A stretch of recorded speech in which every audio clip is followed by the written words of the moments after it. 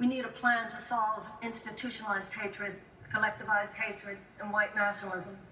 And in order to do that, we need more than political insider game and wonkiness and intellectual argument. Those things will not defeat Donald Trump.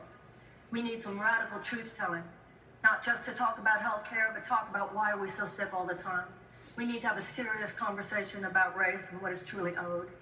Even on the subject of foreign policy, it's all about symptoms and not about cause. We need to talk about the fact that the United States has sacrificed our moral leadership, the fact that countries see us, not only domestically but internationally, with policies that simply support our corporate overlords, the fact that our national defense agenda is driven more by short-term profits for defense contractors than by genuine peace building. There's some corruption that is so deep, ladies and gentlemen.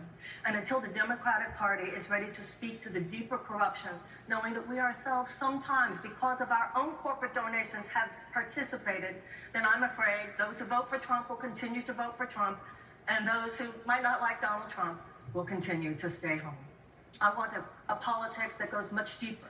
I want a politics that speaks to the heart, because the only way to fight, you keep talking about how we're going to fight Donald Trump. You can't fight dog whistles. You have to override them. And the only way you can override them is with new voices, voices of energy that only come from the fact that America has been willing to live up to our own mistakes, atone for our own mistakes, make amends for our own mistakes, love each other, love our democracy, love future generations, something emotional and psychological that will not be emerging from anything on this stage. It will emerge from something I'm the one who's qualified to bring forth. Congressman, should the government pay for children from wealthier families to go to college?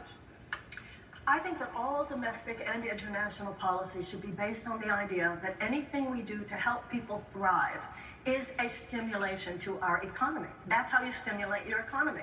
So if a few people take advantage, but there are 4 or 5 people who are going to take the money that they then have in the bank. When you look at this $1.5 trillion college debt, this is why I agree with Bernie, or I would be, okay, why don't we swap it? We had a $2 trillion tax cut where 83 cents of every dollar goes to the very, very richest among us. That does not stimulate the economy.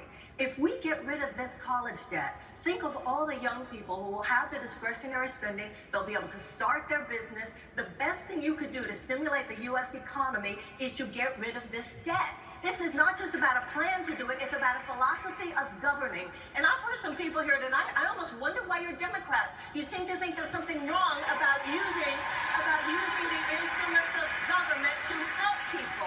That is what government should do. All policies should help people thrive. That is how we will have peace, and that is how we will have prosperity. Thank you. $1 billion in financial assistance. It's $500 billion, $200 to $500 billion. Payment of a debt that is owed. That is what reparations is. We need some deep truth-telling when it comes. We don't need another commission to look at evidence. I appreciate what Congressman O'Rourke has said. It is time for us to simply realize that this country will not heal. All that a country is a collection of people. People heal when there's some deep truth-telling. We need to recognize that when it comes to the economic gap between blacks and whites in America, it does come from a great injustice that has never been dealt with. That great injustice has had to do with the fact that there was 250 years of slavery, followed by another 100 years of domestic terrorism. What makes me qualified to say $200 to $500 billion? I'll tell you what makes me qualified. If you did the math of the 40 acres and a mule, given that there was 4 to 5 million slaves at the end of the Civil War, there were 4 to 5, and they were all promised 40 acres and a mule for every family of 4. If you did the math today, it would be trillions of dollars. And I believe that anything less than $100 billion is an insult, and I believe that $200 to $500 billion is politically feasible today because so many Americans realize there is an injustice that continues to form a toxicity underneath the surface, an emotional turbulence that only reparations. Thank you very much. Senator Sanders. Is that Flint is just the tip of the iceberg. I was recently in Denmark, South Carolina, where there is a lot of talk about it being the next Flint. We have an administration that has gutted the Clean Water Act. We have communities, particularly communities of color and disadvantaged communities all over this country who are suffering from environmental injustice. I assure you, I lived in Grosse Pointe. What happened in Flint would not have happened in Grosse Pointe. This is part of the dark underbelly of American society. the racism, the bigotry, and the entire conversation that we're having here tonight, if you think any of this wonkiness is going to deal with this dark psychic force of the collectivized hatred that this president is bringing up in this country, then I'm afraid that the Democrats are going to see some very dark days. We need to say it like it is. It's bigger than Flint. It's all over this country. It's particularly people of color. It's particularly people who do not have the money to fight back. And if the Democrats don't start saying it, then why would those people feel that they're there for us? And if those people don't feel it, they won't vote for us. And Donald Trump will win. Thank you very much, Ms. Williamson.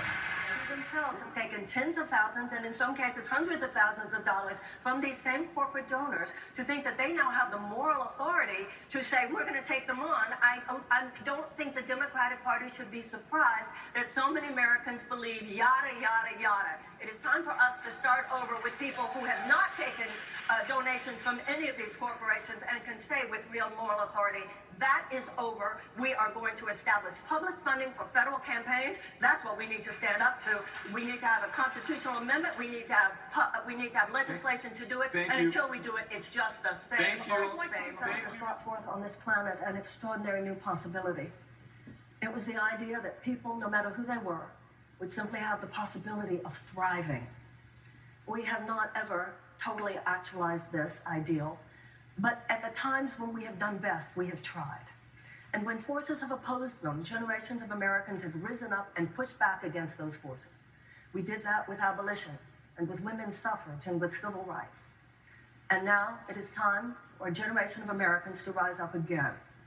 For an amoral economic system has turned short-term profits for huge multinational corporations into a false god. And this new false god takes precedence over the safety and the health and the well-being of we, the American people, and the people of the world, and the planet on which we live. Conventional politics will not solve this problem, because conventional politics is part of the problem. We, the American people, must rise up and do what we do best and create a new possibility. Say no to what we don't want, and yes to what we know can be true. I'm Marianne Williamson, and that's why I'm running for president. Congressman John Delaney.